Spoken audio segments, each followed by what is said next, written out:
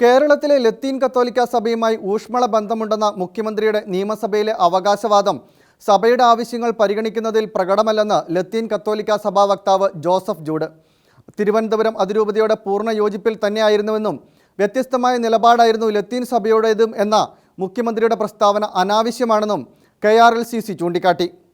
ലത്തീൻ കത്തോലിക്ക സഭയുമായി ഊഷ്മള ബന്ധമുണ്ടെന്ന് മത്സ്യത്തൊഴിലാളി വിഷയത്തിൽ നിയമസഭയിൽ അടിയന്തര പ്രമേയത്തിന്മേൽ ചർച്ചയിൽ പങ്കെടുത്ത് മുഖ്യമന്ത്രി സംസാരിച്ചിരുന്നു.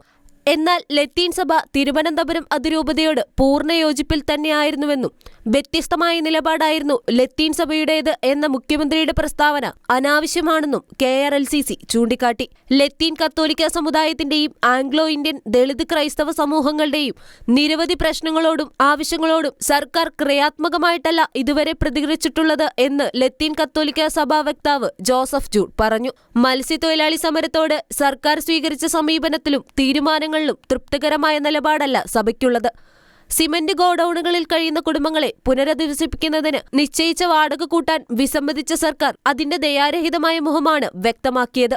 തീരദേശ ജനതയോട് നീതി കാട്ടിയില്ല എന്നതാണ് ലത്തീൻ കത്തോലിക്ക സഭയുടെ വിലയിരുത്തൽ. എന്നാൽ ഐതിഹാസികമായ മത്സ്യത്തൊഴിലാളികളുടെ പ്രക്ഷോഭം വിജയം തന്നെയാണ്. സമരത്തിൽ ഉയർന്ന വിഷയങ്ങളിൽ സർക്കാരിന്റെയും പൊതുജനങ്ങളുടെയും ശ്രദ്ധയിൽ സജീവമായി കൊണ്ടുവരാൻ പ്രക്ഷോഭത്തിന് കഴിഞ്ഞിരുന്നു.